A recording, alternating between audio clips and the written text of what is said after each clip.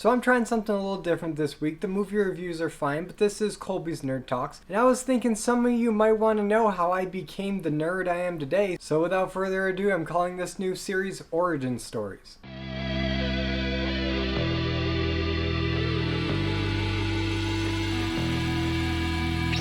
Oh, Batman. Everybody loves Batman. Batman is a household name all over the world. You can't walk for 5 minutes without bumping into somebody who's a fan of Batman. He's insanely popular, up there with the likes of Superman and Spider-Man. It's the three of them. They are the biggest superheroes in the world. So what was my introduction to Batman? Well, when I was a little kid, my first introduction to Batman was Batman the Animated Series, as it is with probably a lot of people in my generation, although I didn't grow up watching it on TV. By the time I was born, Batman the Animated Series had already wrapped up. They did show reruns, but it wasn't something that I regularly watched or even knew about until one day I was over to a friend's house, and this had to be either kindergarten or first grade. We're talking very young. And he had a DVD of the animated series, and he popped it in, and we watched a couple episodes of the series, and I was immediately hooked. I distinctly remember watching On Leather Wings and Nothing to Fear. Probably because On Leather Wings had the giant man-bat creature, which I actually had an action figure of that before watching that episode. Not even knowing that it was man-bat or had anything to do with Batman, I just thought it was a cool little figure. And after watching that episode, it clicked, and I was like, oh, my action figure is actually a part of something. And that was really cool in the eyes of a first grader. And Nothing to Fear stuck with me because I was already a huge fan of The Wizard of Oz. Wizard of Oz was like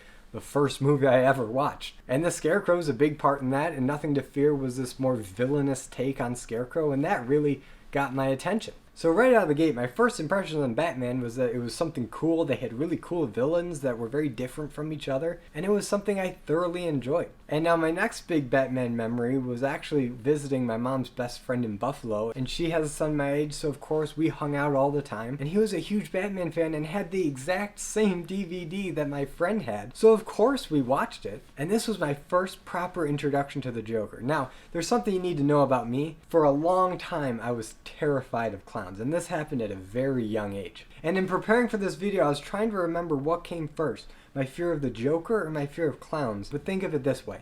I can remember a time before I knew about Batman, but I can't remember a time before I was scared of clowns. So you can imagine my shock and horror when the episode Be a Clown came on. And it's a story about how the Joker kidnaps and convinces a small boy to join him in his evilness. And that hit a bit too close to home. I wasn't cool with that idea. And it was the first time when I started to question, is Batman something that I would like? Because if the Joker is in it, I don't want to be. But by that point, my obsession with Batman couldn't be held. This idea of Batman, this masked hero that stood for truth and justice and protected people, was such a cool idea in my mind. And the fact that his rogues gallery kept growing by the episode, I realized that for every episode that might have had the Joker, there was a whole bunch of episodes that didn't, and that outweighed my fear. And my obsession with Batman just kept growing and growing, and I wasn't alone in this. My brother was a big fan of Batman too. So between the two of us, my parents just kept buying different Batman the Animated Series DVDs whenever they found it. And even though we were very happy with the Batman media that we had at our disposal, our thirst for Batman knowledge couldn't be quenched by a couple DVDs. A lot of what we knew about Batman actually came from the action figures. We would actually read the back of the boxes and try to figure out what other villains existed,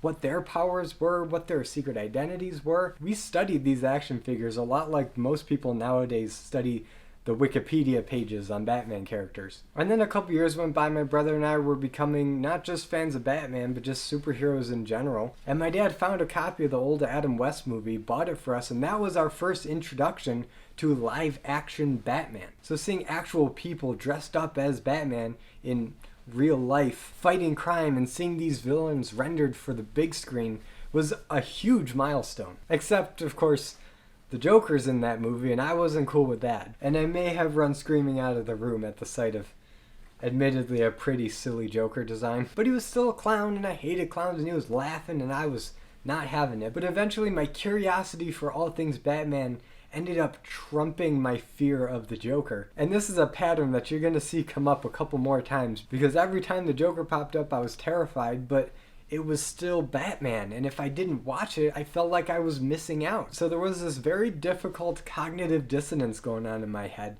for many years when it came to Batman, because I love Batman, hate the Joker. So what do? You suck it up and watch Batman and cry about it later. And now we come to the Tim Burton movies. So I guess at this point, because I was feeling a bit more comfortable with Cesar Romero's Joker, they thought I'd be okay with Jack Nicholson's, and boy, I was not. But I still sat through the whole movie and had nightmares about it later. And this is kind of funny because Jack Nicholson's Joker really did freak me out, and I really did have nightmares about him repeatedly after that. So I really only watched that once. But the movie had a sequel, Batman Returns. And my parents actually owned Batman 89 and Batman Returns on VHS, so that was always in my house. We just were too young to watch it. But when we were shown both of them, I was freaked out by both because both have some pretty nasty imagery in it. But I was more scared of the first one because, again, clowns. And so even though the Penguin creeped me out, I did watch that movie a couple more times. Even though my sister really didn't like Batman Returns, but she was okay with the first Batman. So we were always at odds with what Batman movie to watch, and because I'm younger, I won. And from there I was introduced to more Batman content like the Joel Schumacher movies, Mask of the Phantasm, Sub-Zero, even though Mask of the Phantasm had a bit too many references to Nicholson's Joker for my taste. And yes, it really did still creep me out, but by that point I'd gotten a little more acclimated to Mark Hamill's Joker, so it wasn't that big a deal. And at that point my brother and I were hardcore Batman fans. We had set a path for ourselves to consume as much Batman content as we could ever hope for. We've seen Batman related TV shows come and go like The Batman, Teen Titans, Brave and the Bold. And if you're wondering, yes, I did eventually get over my fear of clowns. I actually owe a lot of it to Heath Ledger because after watching that performance and being able to sit through it and not really getting all that freaked out, I felt like I could take on any Joker or any clown because none of them are going to be as murder happy as that one. And in the wake of that, I have fully embraced the Joker as the single greatest Batman villain ever put to page. The Joker is his arch nemesis for a reason, and he is just as much a part of Batman as Batman. It just took a good 8 to 10 years of my life to get over that fear so then I can fully enjoy Batman content. And that is the story of how I became a Batman fan. And I have a feeling a lot of you are Batman fans too, so feel free to comment below what was your introduction to Batman and what helped shape your appreciation of The Dark Knight. What made you a fan? So comment that below. And if you like this video and want to see more content like this where I just kind of talk about a property that I was introduced to, give this video a like so I know that you're interested because I've got a few more stories like this. I talk about Ninja Turtles, Star Wars, Lord of the Rings, and be sure to subscribe for more content and hit the notification bell to be notified every time I upload a video. And as always, I'm Colby. This was my nerdy talk, and I'll see you in the next video.